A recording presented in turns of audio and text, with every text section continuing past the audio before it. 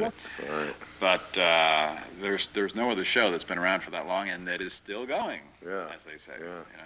What about distribution-wise? I mean, it's worldwide shown, isn't it? It's pretty much, it covers the United States, and the distribution overseas is still kind of limited, but right now it's in every major and minor city and market in the country. I wonder, do they dub the narration in any of the foreign markets? No. No, they take it straight. I figure they like keep it the is. music straight, but I just wondered if it'd be funny to hear it in Japanese or something sometime. Well, we have given some thought to actually adding subtitles to the programs for the benefit of the hearing impaired, you know, like they do captions on a lot of other programs.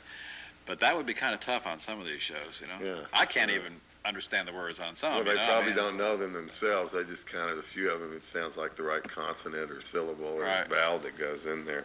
Right. Tell us your story. I know you've told this many times, and you might be tired of telling it, but you have a very interesting story, not only about how you came to Austin, but about how you ended up as producer of well, City Limits. I like to change it each time I tell it, so, you know, that way truth is stranger than fiction, so maybe I'll stick with the truth this time. A lot of it had to do with being in the right place at the right time. I was a disc jockey on a radio station in upstate New York back in the early 1970s. Catskills? And believe it or not, in the Poughkeepsie area, Hudson Valley. And this was a country radio station. People down here find it hard to believe that anybody up there even listens to country music, but we did even back then. And I had heard all about this Austin music scene, about Willie and Waylon and the Sleep at the Wheel and Michael Murphy, Jerry Jeff, etc. And I heard about Willie's 4th of July picnics, and they had just started back then. And I decided it would be fun to come down here on summer vacation and just go to Willie's picnic. So that's what I did. I drove all the way from New York down here to go to Willie's picnic the year that it was out at College Station. It was a 3-day affair. That was like the year after the one in Dripping Springs? Or? Right. And people tell me to this day, politicians in College Station in that area are still elected on the basis of whether or not they supported Willie's picnic back in 1974, because it was such a big controversy at the time. And so that was a revelation in a lot of ways, coming to hear all that music and experiencing the Texas sun on the 4th of July. And I came to Austin to check it out. I'd never been here. Spent a couple of days here, and, you know, I just fell in love with the town. And I was at the age in my early 20s that I thought, you know, hell, I can just pack up and move anywhere I want to. And I was getting pretty tired of Poughkeepsie by that time. It seems like, don't we? I know. So that's what I did. A few months later, I moved to Austin, thinking that I would continue to work in radio, since that's what I had been doing. And I hadn't really prepared very well. I had about $400, my life savings at the time. Didn't have a job lined up waiting for me. And when I got here, it took about 4 months before I finally found a job, and it was at KUT, the public station here. So as fate would have it, KUT's in the same building as KLRU, television station. And that was my first exposure to TV. I had never set foot in a television studio, had no background radio in TV. That's right. And also, as fate would have it, the month that I moved here was the same time that they taped the original pilot show for Austin City Limits with Willie. I was in which it. I had nothing to do with it. You know, I was not involved at all. I didn't even get to go. But once I got my foot in the door and I became aware of Austin City Limits, I was hip to what they were doing. And, you know, you can't help but be attracted to stuff like that. It was all new to me, this whole idea of TV. And it was a real bare bones operation. There were like 5 or 6 people who worked on the show. So I volunteered as a part-time assistant to the producer, and literally without pay. And so that was my first exposure to Austin City Limits. And then the very next year, the producer, the director, and the executive producer left the station. I mean, everybody thought, this couldn't last. You know, this is just a one-time only deal. It's fun while it lasted, but, you know, we're not going to make a living doing this. And little did they know. Why did they leave? Did they have some? They went on to bigger and better things, you know, other jobs in other cities. And I saw, I saw an opportunity there, and I've always had a good line of BS. I have to give myself credit for that much, if nothing else. And so I walked into the manager of the station, and I asked him. Okay, I begged him to give me a shot. Give me a shot as producer.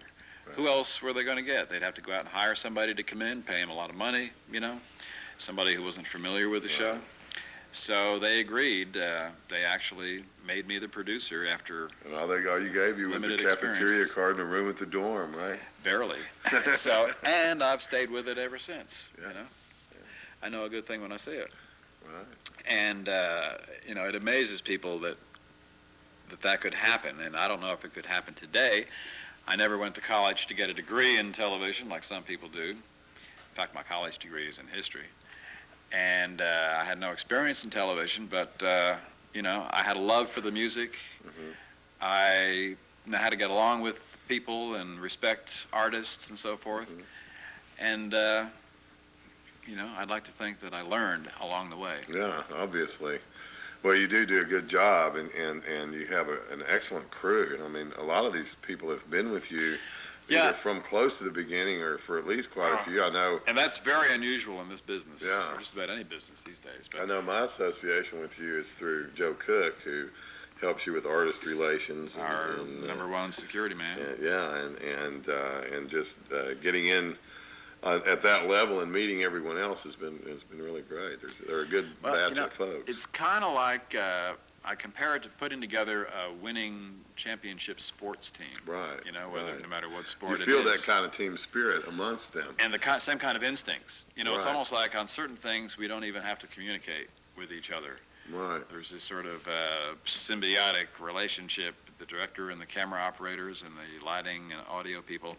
We've been doing it for so many years, and they're so damn good at what they do. Yeah.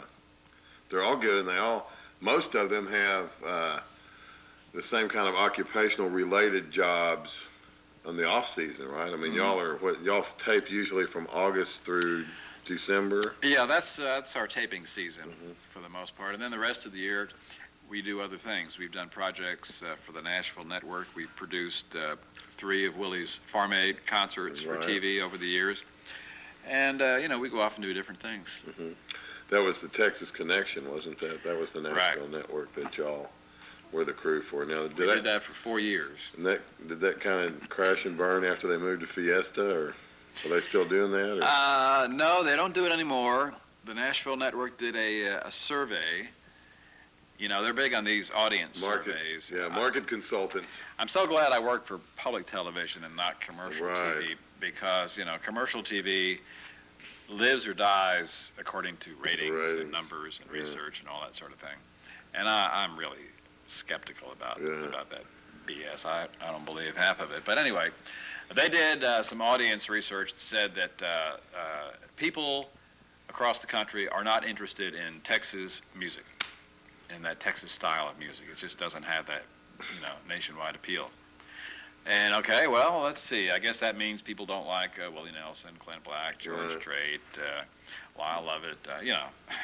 We could go on for on and on and on and on. Yeah. So on the basis of that, they decided to pull the show Texas Connection off the air. Now we've done other things for them since, but that's. Yeah. I think they're jealous. Well, I was sorry to see it go because it gave us an opportunity to showcase a lot of Texas music that, maybe couldn't make it onto Austin City Limits quite that fast. Well, out of 18 years, share with us some of your favorite shows and favorite moments at Austin City Limits. Well, it changes every year, and of course that's one of the most common questions people ask, and it's really hard just to pull one show out of the history of the series, because I figured that we've done over 300 programs with over 500 different artists, and every year I have a different favorite show. But when you look back, there are shows that stand out. The Stevie Ray Vaughan shows, he did 2 of them over the years. You can't help but remember something like that. Oh man, the one you did, the last one that you did, standing backstage between Eric Clapton and Bonnie Raitt was a moment I'll never forget, and seeing them perform Stevie Ray songs with Jimmy and the band was a real, that wasn't a City Limits. No, that was a tribute to Stevie Ray. That was y'all doing it. In fact, it's been over a year since we taped that show, and it still hasn't aired. And a lot of people are asking me, when are we going to get to see? Now if that ever does, I can now tell the world that we will get to see that show this August.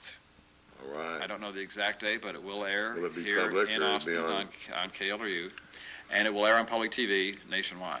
Wow. In August. Look for that. And not only that, but it's also going to be released on home video and as a CD package. Nice. So, finally, there's some hot stuff at that show. And I guess the shows that I remember the most over the years are the ones with artists who are gone, people that are no longer with us, like Roy Orbison. That was another killer classic show. Yes. Because everybody thought Roy was already dead back in 1983 when he taped, or at least he had retired, but he came back and he just blew everybody away.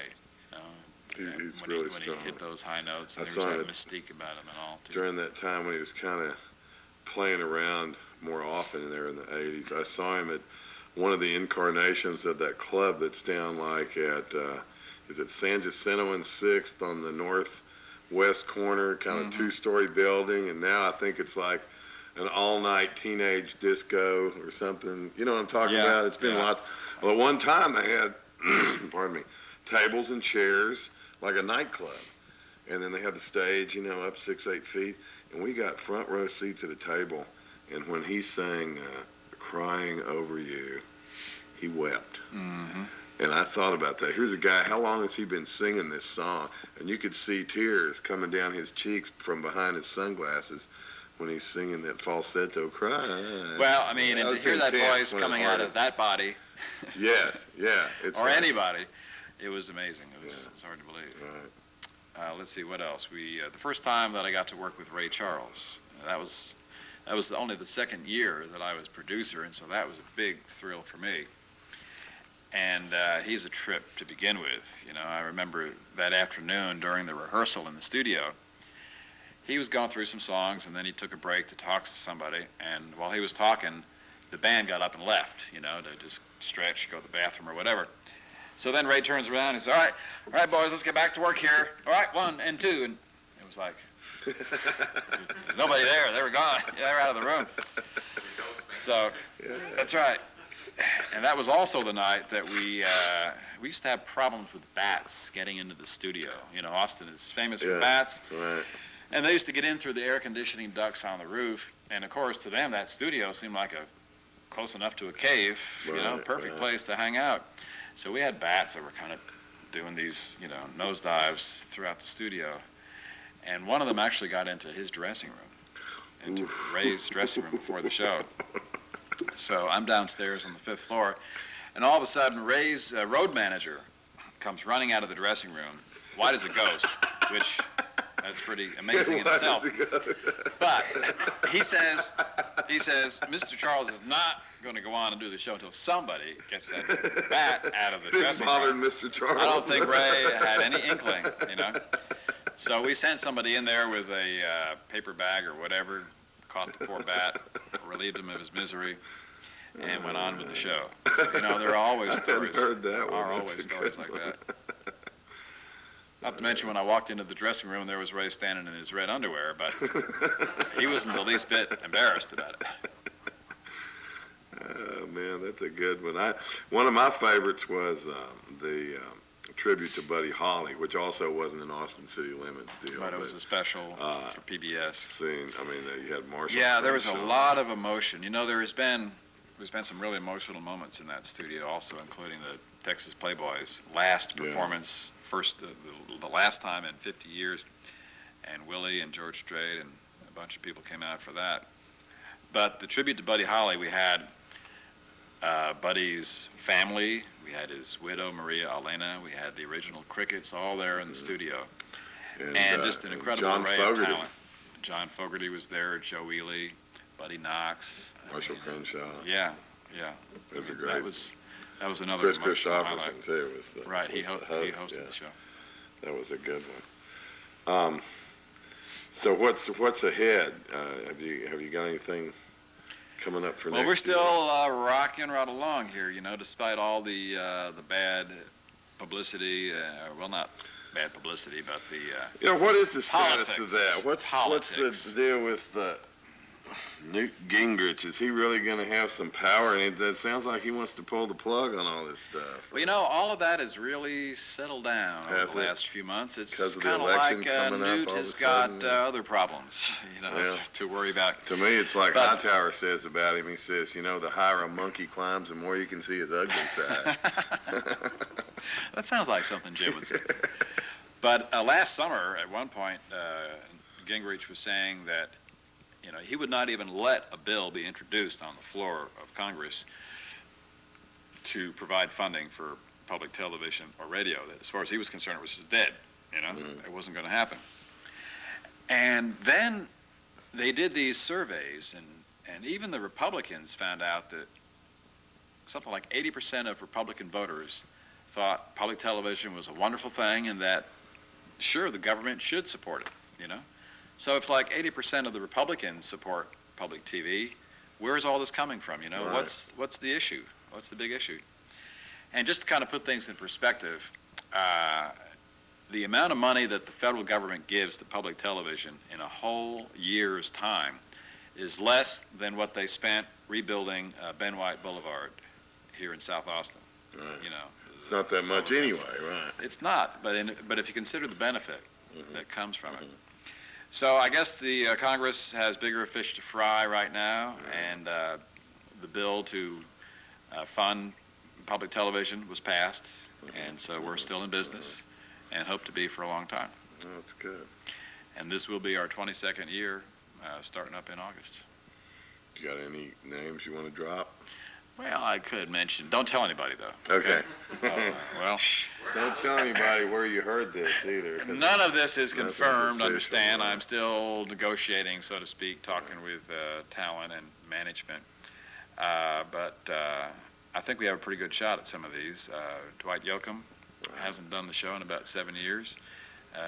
Waylon. Yeah. Now, it's true about what they say when Dwight Yoakam takes his hat off. It's true. Mm-hmm. You notice he doesn't take his hat off very often. Well, the girls don't ever look at his hat, I don't think. Right. No, they don't. And then Waylon Jenkins is going to be Waylon said he'd come and do the show. That's good. He missed one last year, didn't he? Yeah, he was supposed to do it last year. And he had some weird flu-like thing. Yeah. Randy Newman. Oh, man. Randy Newman. I've been a fan of his for a long time. Oh, me too. I finally got to meet him when he was here for South by Southwest back in March, and I said, hey, I've been trying to get you to do Austin City Limits at least for 15 years. What's the deal? And he said, I love that show. He said, I'm just too lazy. I never want to leave town, you know. He just loves L.A., you know. Why would he want to go anywhere? Yeah. But he said he would come and do it. He even mentioned November as a good time. Great. So I really look forward to an evening with Randy Newman. And Sheryl Crow, you know, is interested in doing it.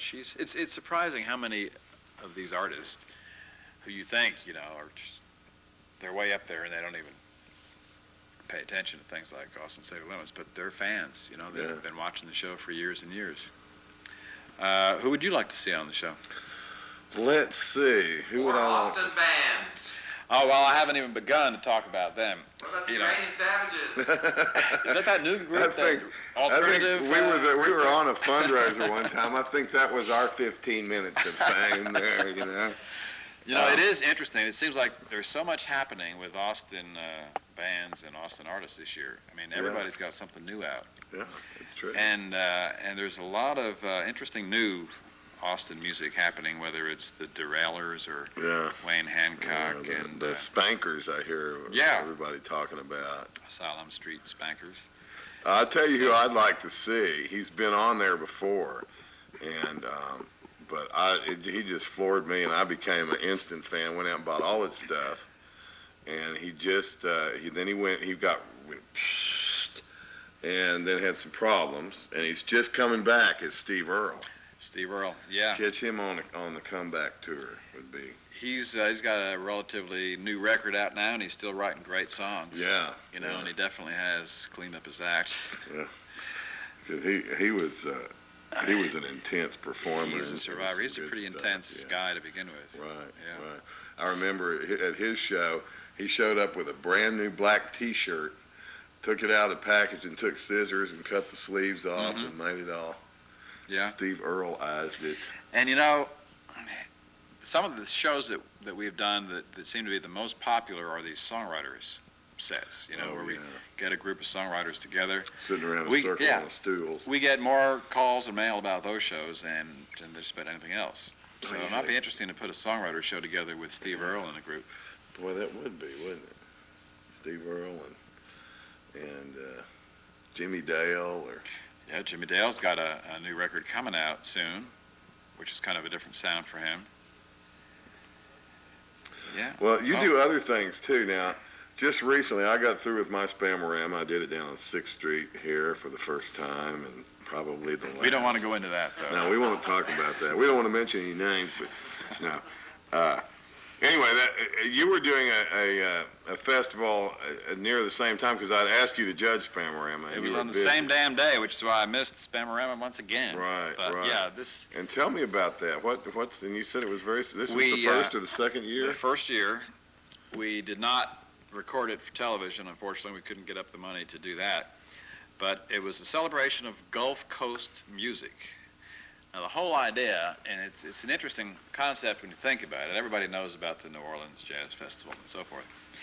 But if you look at the part of the country from, say, the Mississippi Delta around through the Louisiana Bayou country and into Texas, there's an incredible range of music talent that has come from just that geographic area, you know, from the blues in Mississippi to Zydeco and Cajun and the New Orleans sound. And then once you get to Texas, you've got everything from conjunto to, you know, Texas. ZZ Top and the 13th floor elevator. Yeah, and yet nobody has ever tried to tie all of that together in one show. Right. So this was a very modest beginning, because we could easily fill up a couple of days or weeks worth of music.